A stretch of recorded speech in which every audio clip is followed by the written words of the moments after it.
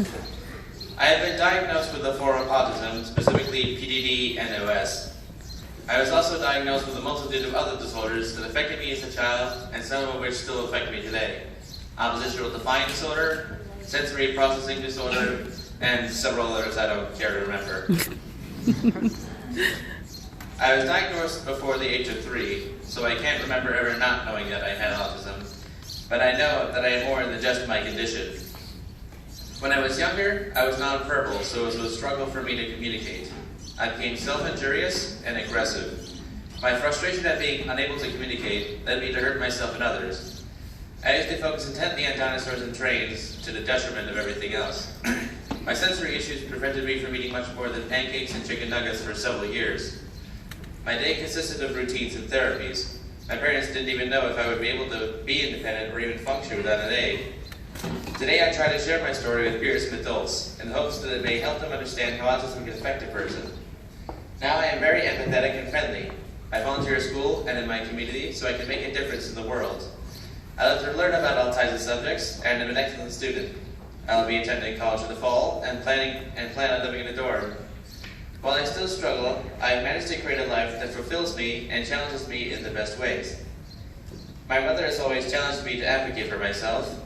I attend the IEP meetings in my school alongside other conferences and trainings so I can decide what matters to me in my education.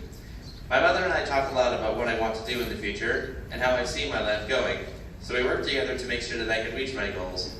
At my IEP meetings, I am able to talk about my interests and what I want to achieve in my life. We then work together to think of ways that the school and other organizations can help me achieve those goals. The best part of this process is that I know I am supported. While I may not always know what I want to achieve, my team helps me create goals and reach them.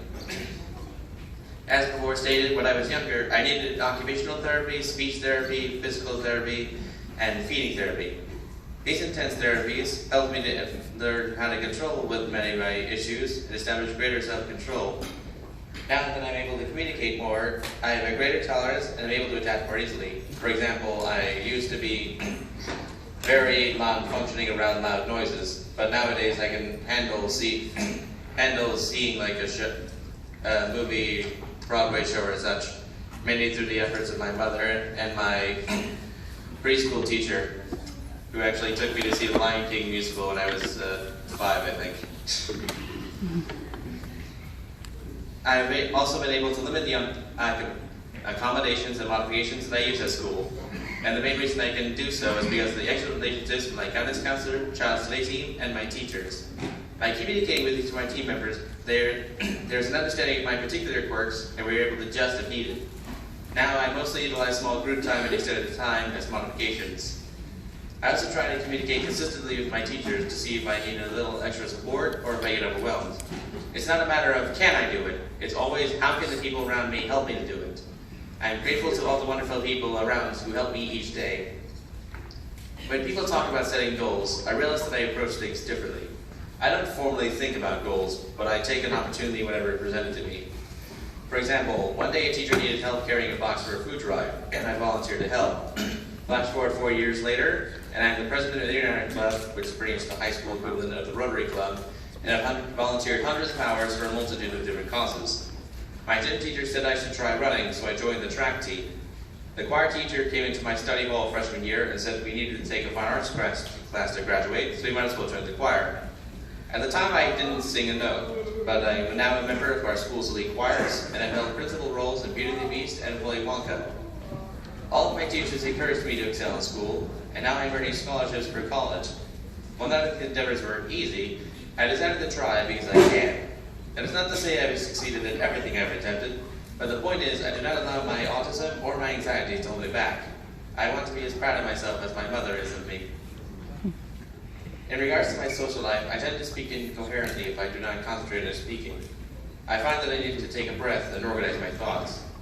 I tend to be shy when meeting others, but practicing public speaking and taking advantage of opportunities out of my comfort zone has helped to improve my communication skills.